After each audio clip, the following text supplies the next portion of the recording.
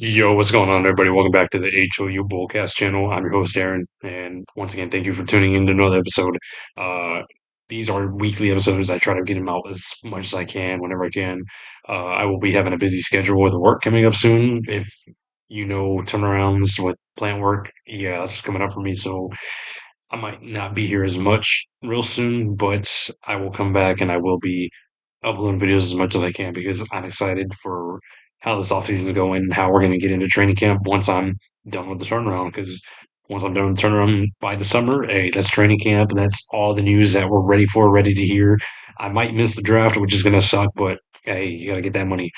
But what I'm getting into this week is, as you know, it is free agency week from the wire of the early signings, the early talks of who's going to go with who. Signings already made by every other team, including the Texans, and Texans are making cuts, signings, re-signings, like the re-signings of Guarded Ingram, Sheldon Rankins, adding in people like safety Reed Blankenship, um, defensive tackle Logan Hall, also trades, trading uh, and also adding in a good tight end to put alongside Don Schultz, who we just signed today, which is Jake Moreau.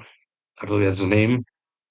No, Foster Moreau. What am I talking about? It's Foster Moreau. I had just names messed up because there's a linebacker we signed named Jake Hummel. And then you got the subtraction so far of Tim Settle Jr., uh, Christian Harris, which is sad to see because of how he started for this team when he was a rookie and how much promise he had, especially in the playoffs against Cleveland. But it was time. It was time to let him go because of just his absence, which sucks to see. So hats off to Christian Harris. I'll miss you. And then punter Tommy Townsend, which that's the reason why we traded for a punter is because Tommy Townsend has his contract and it wasn't the cheaper route to go trade for a punter, especially being a trade of late round picks. So, it is what it is.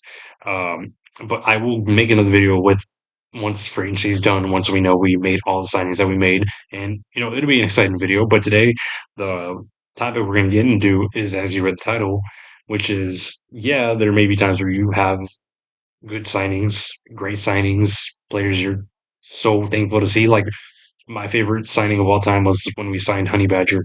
Also known as Tyrann Mathieu. I was excited that night. I remember I was in my room. JJ Watt tweeted out what he tweeted out. I forgot what he tweeted out, but uh, it was the middle of the night, and that's when the news broke that we signed Honey Badger, and I was running around going crazy because Honey Badger, Tyrann Mathieu, was one of my favorite defensive players, honestly, of all time at the safety position. So when we signed him, I was really excited. So definitely let me know who your favorite signing as a Texan, or if you're a fan of any other team, let me know your favorite signing of your team that y'all got, and no matter if they played good or not. But the video is going to be about that. It's players. You were hopeful, the team was hopeful when signing for them to not be the impactful player that you hoped they would be. And I got four players here throughout our tenure of who I truly believe were the four worst signings in Texans history, or even just the history of me being a Texas fan. But you can put it in your own uh, point of view of who you think is the worst, who you feel uh, is an underrated bad signing. Apart from my top four that I have, uh, I would even say.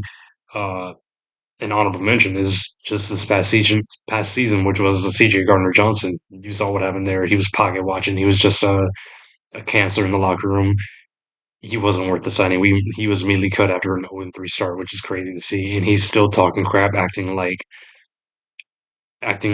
he made an impact on the team. He didn't, but it is what it is. We're not going to talk about him. But let's get into the top four worst signings, in my opinion, in the Texans history. And number four, it's starting off with Jeff Allen, the signing we made in 2016. Jeff Allen, who was drafted in 2012 by Kansas City in the second round at pick 44.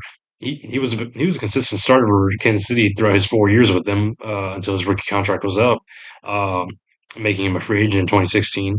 And with us, why we signed him was because of the departure of Brandon Brooks, who wanted more money. And Brandon wasn't getting it with the Texans. So he went on to the Eagles where he got a $40 million deal. And that's because the Texans wanted to go cheaper, which they've always done throughout the history of Texans history. Even now, even in this free agency, you can see what has happened with the running back market, offensive line market. It is what it is. But we signed Jeff on the 4 year, $28 million contract, which is 12 million less than Brandon Brooks. And Brandon Brooks was a franchise guard. So it sucks that they decided to go cheaper, but they saw potential in Jeff Allen. Uh, as they say, they were hopeful, for him to bolster this offensive line the way Brandon Brooks did, especially, being with Kansas City Chiefs, who were still, pretty decent. They're pretty good. I believe Alex Smith was the quarterback. I don't remember at the time. Um, but after giving up no sacks or hurries in 2015, like I said, Jeff Allen came in from a 2015 year looking great. He had a great year. In 2016, his first year at the Texans, it was a different story. He allowed 30 pressures in 12 games. The season ended with the Texans going 9-7. Uh, so it was an up and down hill with how he played, but already saw the they already saw the how can I say they already saw the inconsistency in his play. As the second season with Houston came about, it was just as mediocre, with the reports saying he looked slow and sluggish and weak, not looking like the 4 years he played throughout his tenure with the Chiefs. And as his second year in his contract ended on May 11th, 2018, Jeff Allen was placed on the reserve slash physically unable to perform list after dealing with concussions and consistent ankle injuries. So at the end of it, the Texans decided, hey, we can't deal with this. So we didn't think that this was going to be what it was, and he felt the same way. So Jeff Allen reached with the team an injury settlement, and he was initially cut July 13th, 2018, and it left 2.5 million in dead money. And after he left the Texans, he still had a second stint with the Chiefs, and he did all right, but it was still like you hoped that he would have done better with Texans. You hoped with that signing that um, it would have been better than what it was, because when you sign somebody for 4 years and they're only there for about 2.5 years, it's like it wasn't worth it. That wasn't worth the money. You wish you would have just gave Brandon Brooks the extension that he wanted, and that's what's happened usually in Texans history. We don't like to give extensions to players that we think we can replace, and you know you see what happened. And here's another instance with not, more of like an addition in a way, but the third signing, worst signing in my opinion, is Aaron Colvin in 2018. I know that name might ring some bells with, oh God, here we go, because he is one of the worst signings that we thought. Uh, but we're gonna get into the story of Aaron Colvin. If you know how his tenure with Texans ended, you'll know. You'll have a laugh about it. Aaron was drafted by Jacksonville in round four, pick 114th in the 2014 draft. Played his 4 year rookie contract out with the Jags, as he played majority of slot corner alongside Jalen Ramsey and AJ Boye. Uh, and as he became a free agent after having pretty decent years with the Jags, teams saw him as, especially the Texans, they saw him as not a premier slot corner, but a average, above average at best slot corner. So with a already good secondary with who we had in this 2018 team with J. Joe, Kareem Jackson, Justin Reed, and Tyrann Mathieu, we decided, hey, we need a slot corner in our position of the defense to maybe bolster this defense up. And somebody like Aaron Colvin, who showed consistency with two top corners alongside him, you thought he'd show up the way he did with Jacksonville. And when you talk about that, yeah, you have two Pro Bowl backs in Jacksonville, or also the era of Saxonville, but that can only overshadow the inconsistency plays, because they will, having two Pro Bowl backs will cover your back, because they will help you um, in case you mess up. They'll show it; it'll show up on the tape, but the little things matter, and that's what happened with Aaron Colvin. So people saw it as they didn't see it as he had two Pro Bowl cornerbacks behind him. They saw it as, hey, he's a good slot corner. So Texans signed him to a 4 year, $34 million deal in 2018. But due to injury, he only played 10 games in his first season with the Texans in 2018. He only, with only 22 tackles combined and seven pass deflections. And, his first year with the Texans, it was pretty all right. It was decent. It was nothing to write home about. But in 2019, in his second year, not even his second year, it was still counted as I don't know. I'd say the beginning of his second year. That's what I'll say. At the beginning of his second year in 2019, it took a wide left turn into crashing into the barricade. Which, and what I mean, if in case you don't know, it was a Monday Night Football game the first week of the regular season against the New Orleans Saints in Louisiana. Um, it was a great. No, I'm not gonna lie. It was a great game. I stayed up late because it was such a great game. It was Drew Brees going up against Deshaun Watson. Such an offensive game all the way down to the end. But the game came down in the final seconds, which the Texans lost. Um, but it doesn't matter of the score. It matters about what happened. And what happened was Aaron Colvin allowed 7 of 8 passes for 106 yards against the receivers that he was against and a touchdown. And as Saints were down 27-28 because the Texans made Deshaun Watson made a beautiful last second touchdown, about a minute touchdown, about a minute left. It was a touchdown to Kenny Stills, such an exciting touchdown because we were down 27-21. We went up 27-28 with that touchdown. And as our hopes were high of we're going to win this game, our defense let us down. Aaron Colvin let us down.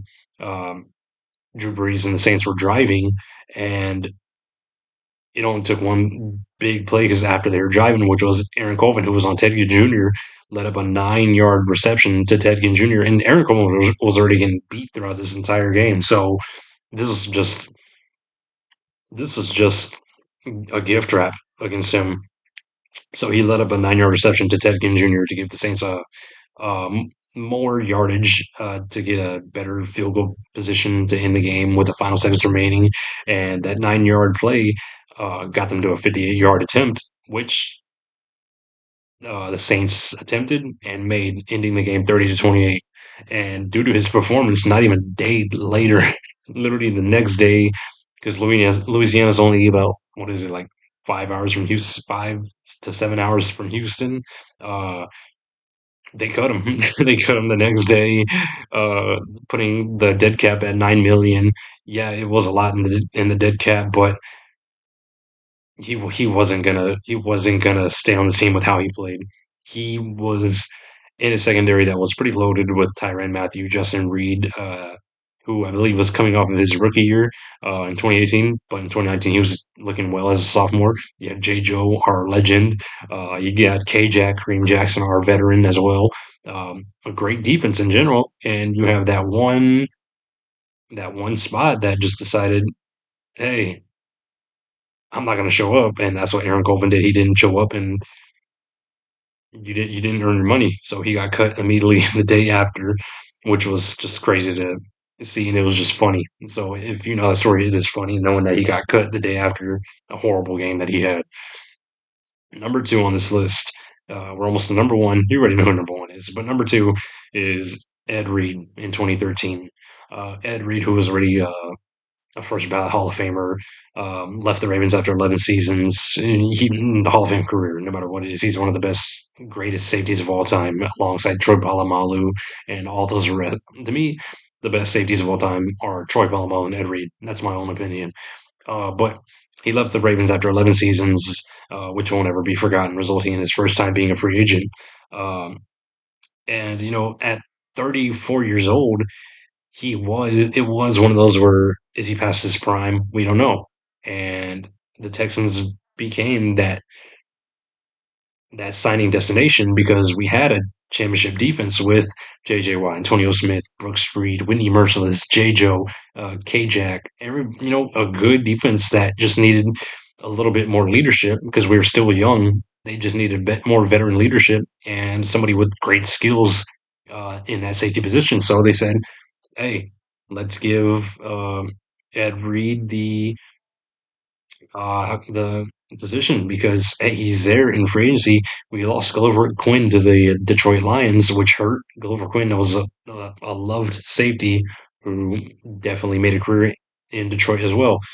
Uh, but yeah, they signed Ed to be that veteran leadership because throughout all the Super Bowls he won, uh, just the chemistry he had with all his teammates and throughout all his years with Baltimore, just everything about him. You want that on your team, even if you saw his age and you thought he shouldn't be that bad.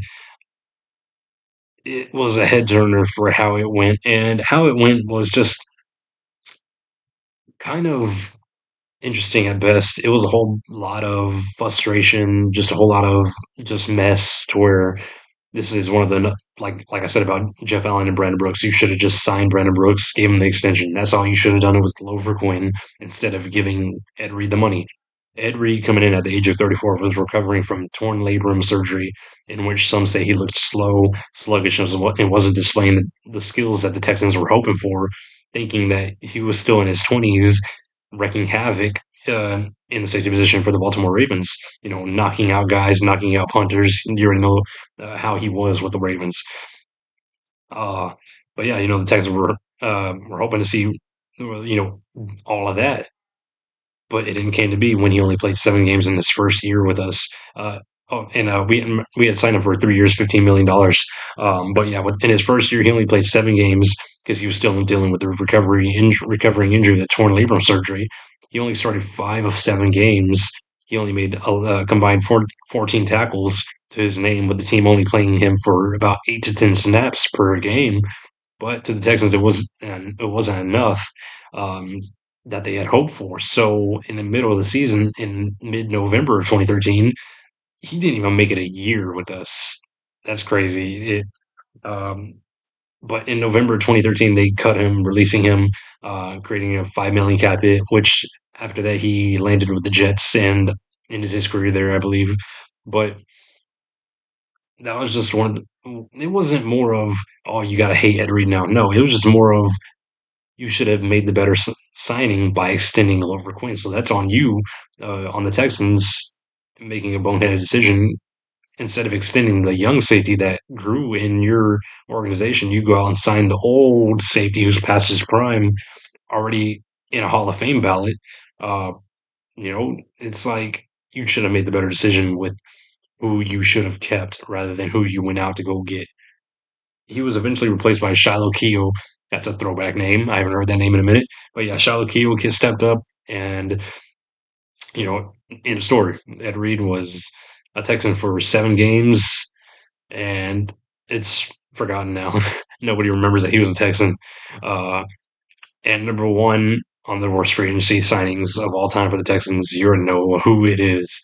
Brock Osweiler in 2016.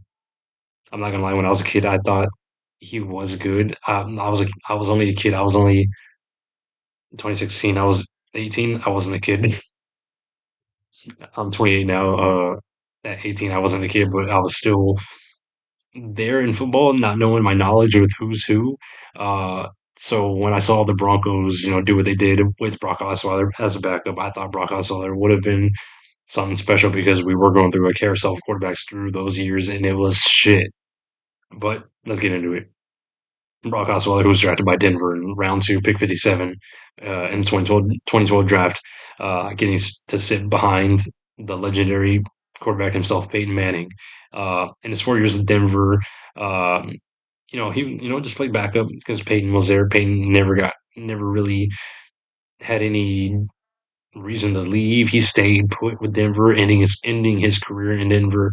But in his 4 years in Brock's career, 4 years of his career with Denver. It all ended in 2015 in his final year due to his rookie contract. Hoping to go somewhere else because Peyton Manning was staying there as the quarterback as the starter. So Brock Osweiler wasn't getting no starting position. He would have just stayed a backup. But in 2015, uh, in his final year, he managed to start due to Peyton being injured, uh, which Brock stepped up perfectly. It was the hope that the Broncos wanted as a backup, sort of like us when Davis Mills started this year and won us the 4 games that he did. Uh, 3 games, 4 games. It was 4 games. What? He, whatever. It's the way. It's kind of the same way that we needed Davis Mills to win, and Davis Mills won, even if he didn't play that great. That's the way it was for the Broncos fans with Brock Osweiler. But when Peyton was injured, Brock stepped up to lead the Broncos to a 5-2 record in his 7 starts, throwing for 1,967 yards with 10 touchdowns, but also 6 interceptions. Having key wins against the Patriots, the Bears, the Chargers, his performance being crucial to keep the Broncos' home playoff chances secured because they had the best defense in the league at the time. So, you want to have that home field advantage because once you're in the playoffs and your defense is at home, that's a different story. Because say we were the number 1 seed and we had home field advantage this playoffs, all of them throughout the playoffs, that'd been a different story. We could have who knows what could happen. Uh, but they secured their home playoff chances because of Brock's play. Uh, Peyton recovered, came back, resulting in a Super Bowl appearance and win against the Panthers in Super Bowl 50. They beat the Panthers 24-10. And, that was the end of story. But it wasn't the end of story for Brock, who became a free agent, uh, you know, after his rookie contract. Houston was in the mix for Brock Osweiler.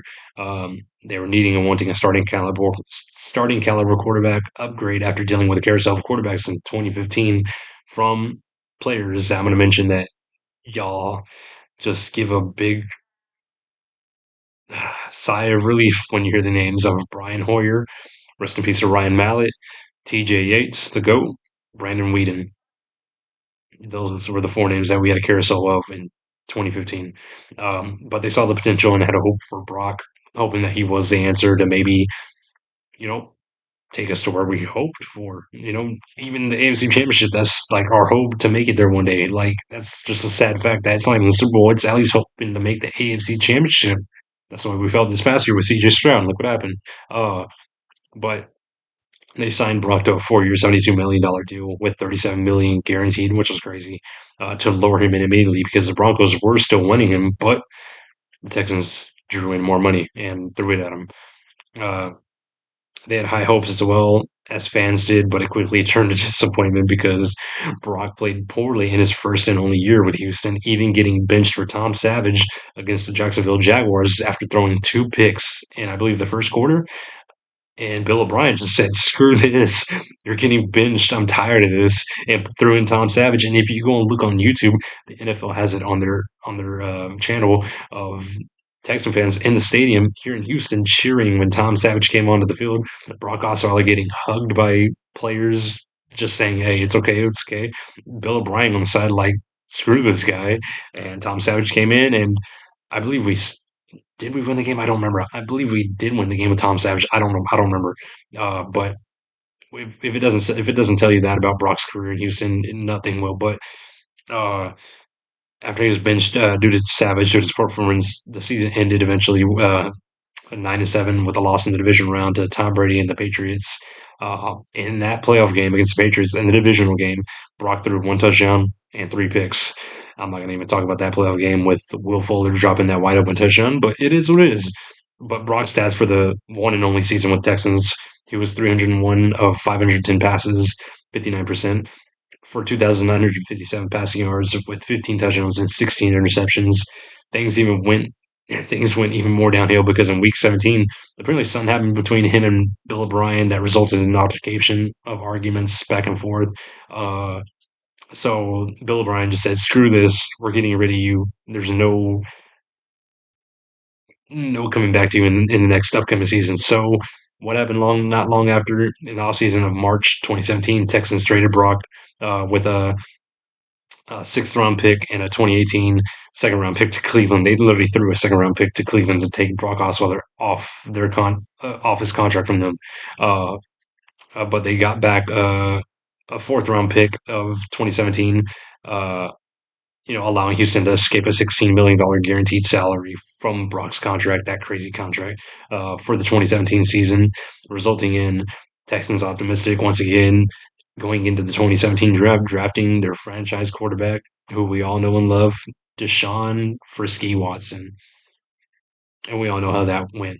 So we signed a horrible quarterback with a horrible contract just to trade him in a stupid trade from a stupid contract, just to draft another.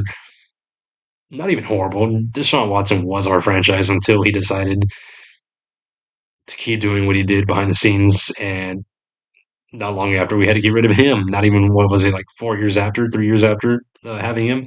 So as you see, Texans have a carousel of quarterbacks through the years, and it's just always gotten worse and worse and worse. So there's still hope for CJ. Let's see what happens. But those are the top four worst free agent signings, in my opinion.